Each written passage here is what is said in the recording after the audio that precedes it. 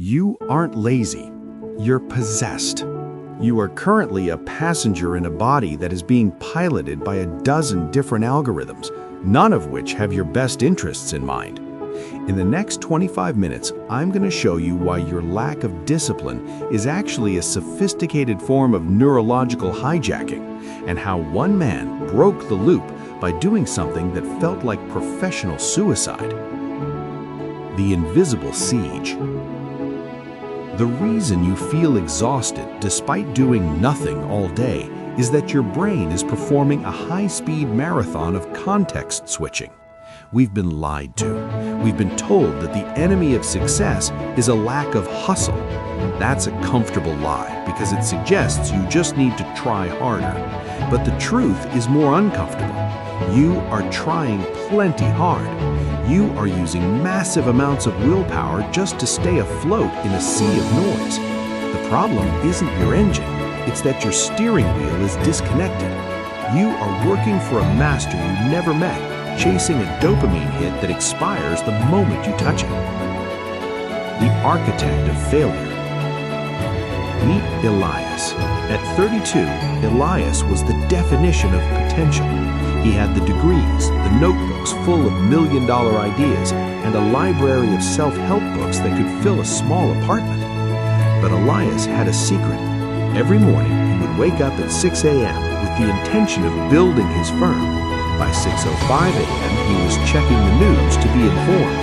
By 7:30 a.m., he was responding to emails that didn't matter.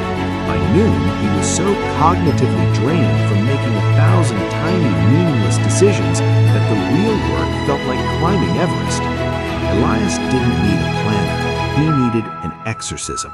He was living in the fragmented state, a neurological condition where the prefrontal cortex is constantly overridden by the limbic system's demand for novelty.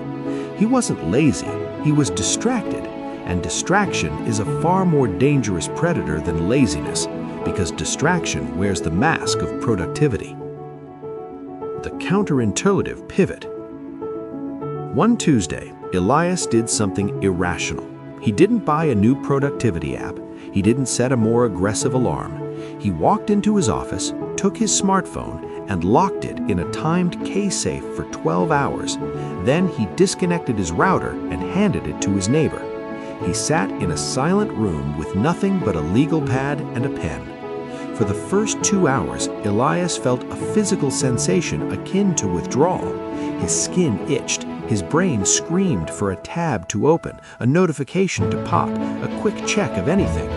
This is the threshold of boredom. Most people never cross it. They hit the wall of silence and immediately bounce back into the comfort of a digital hum. Elias stayed. He discovered the first law of the focused identity. Your capacity for success is strictly limited by your tolerance for boredom. The war of the primitive brain.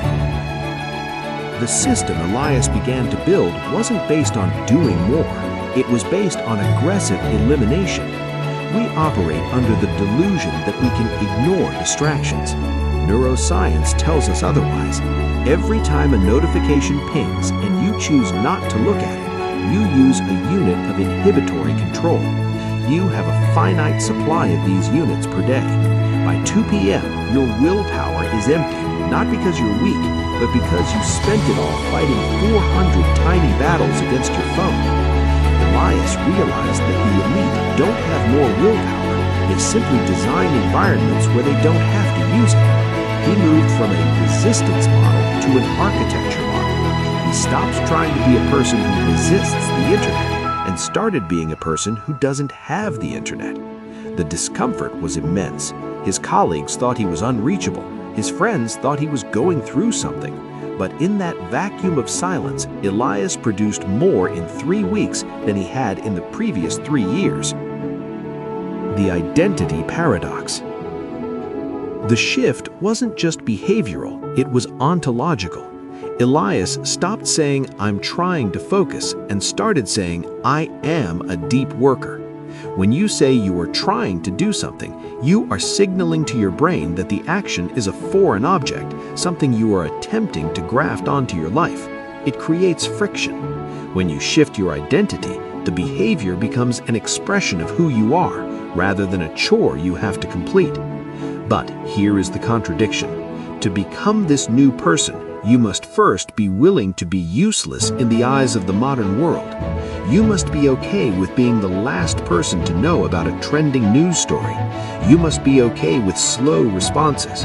You must be willing to trade the shallow approval of the many for the deep respect of the few. The cost of vision.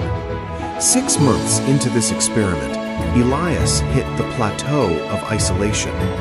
The world is designed to reward the distracted. Social media, urgent work cultures, and the 24-hour news cycle are all built to keep you in a state of high-frequency, low-impact vibration. When you stop vibrating, people notice. Elias felt the urge to regress. The safety of the noise called to him. He missed the easy dopamine of a like. He felt like he was becoming a ghost in a hyper-connected world. This is where most disciplined people fail. They think the goal is the outcome, the money, the body, the business, but those are just side effects. The real goal is the unshakable sovereignty of your own mind. If you can't sit in a room alone for 3 hours without an external input, you aren't a free agent. You are a biological extension of a software engineer's KPI. The automation of greatness. By year 1, Elias didn't need the timed safe anymore. The neural pathways associated with distraction seeking had atrophied. The pathways for sustained focus had become highways. He didn't need to find motivation. Motivation is a fickle chemical state. Elias had something better. Systems of inevitability. His mornings were scripted, his environment was sterile, his identity was fixed. He had moved from the hustle phase to the flow phase. The work was no longer a struggle, it was a release. He wasn't pushing himself to work, the work was pulling him in because he had removed every obstacle between his mind and the task. Your path to sovereignty. The transformation you want isn't on the other side of a new habit. It's on the other side of a massive subtraction. If you want to reclaim your life, you must stop treating your attention like an infinite resource.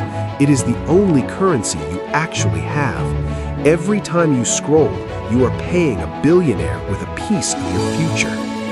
Step 1. The audit of irrelevance. List every input in your life. Apps, podcasts, people, news sources. If it doesn't contribute to your specific 10-year vision, it is a parasite. Delete it, not for a detox, but forever. Step 2. The sacred hour. For the next 30 days, the first 90 minutes of your day must be analog. No screens, no inputs, just your mind and a single high-leverage task. If you can't do this, admit that you are not in control of your life. Step 3. Identity anchoring. Stop describing yourself by your struggles. Stop saying, I am a procrastinator. Start saying, I am a person who protects their focus at all costs. Act accordingly. The final question. We live in an age where normal is being chronically distracted, mildly depressed, and perpetually behind on your dreams. If you follow the path of least resistance, that is exactly where you will end up. The elite aren't smarter than you. They're not even necessarily harder working. They're just less distracted. They have realized that in a world of noise, silence is the ultimate competitive advantage. You have spent the last 25 minutes listening to me. That is a start, but the moment this video ends, the algorithms will try to pull you back. They have 5 more videos lined up to keep you in the loop. They want you to feel inspired, but remain stationary. So, here is the challenge. Don't watch another video. Don't check the comments. Don't look at your notifications. What is the one thing you've been avoiding because it requires more focus than you currently think you have? Go do it now, or admit that you have already given up.